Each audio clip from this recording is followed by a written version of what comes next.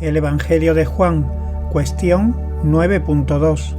¿Cuál es el sentido profético del Evangelio de Juan? Solo al pueblo del Antiguo Testamento se le había preanunciado proféticamente un hecho espiritual más profundo que la paternidad divina que fluía por la sangre de las generaciones, la revelación del Logos del Cristo, el anuncio profético para quienes eran capaces de comprender que el Dios no vive tan solo en lo que pertenece al nexo sanguíneo, sino en lo puramente espiritual.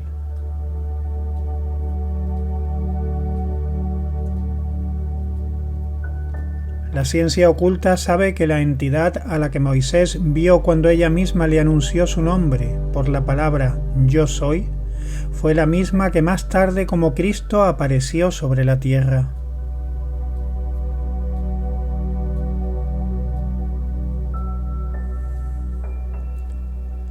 Antes de haber comenzado la cuarta época cultural grecolatina, brotó de la tercera época egipcio-caldea el pueblo judío, que con sus tradiciones formó el fundamento del cristianismo, que debió acontecer justo en la cuarta época cultural, cuando el desarrollo del hombre había llegado al punto de objetivar en el mundo su propia espiritualidad.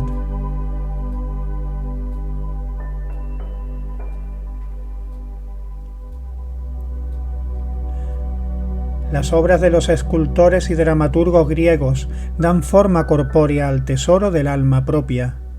El mundo romano se hace consciente en cuanto al hombre de lo que él mismo es. En el derecho romano, el cual nace como ser jurídico para sentirse ciudadano dentro del Estado y como individuo con voluntad propia, incluso más allá de la muerte con el testamento.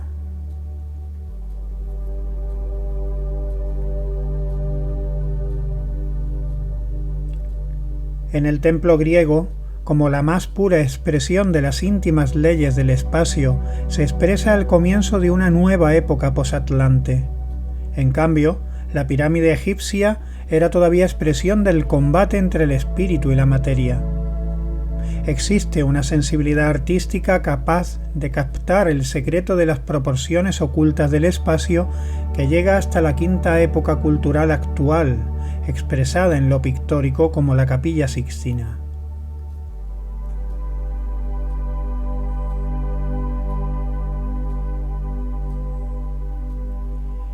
En realidad, el templo griego es la morada de los dioses, algo totalmente distinto de nuestras iglesias que solo son un lugar de predicación.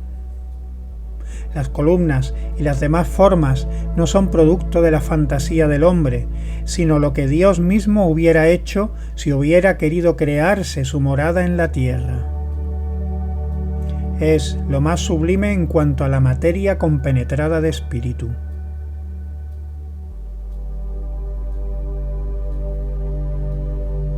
Lo que en la antigua Grecia, a través del sentido de espacio, había encontrado tan maravillosa expresión, cayó más tarde en decadencia.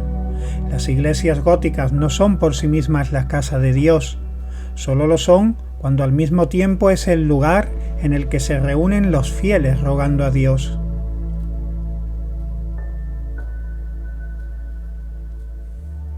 En el sentido de la ciencia espiritual se nos presenta la cuarta época cultural posatlante como el tiempo en que el hombre había estado en absoluta armonía con el mundo circundante. Y ese tiempo, en el que el hombre se había hermanado con la realidad exterior, igualmente fue el más apropiado para comprender que lo divino puede aparecer en un ser humano como individuo.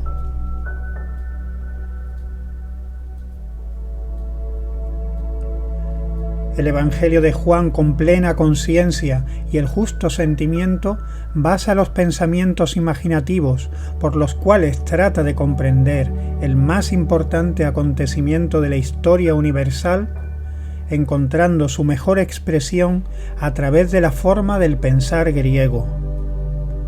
Había que difundir justamente al pueblo que debía concebir la idea de Dios en su naturaleza exclusivamente espiritual.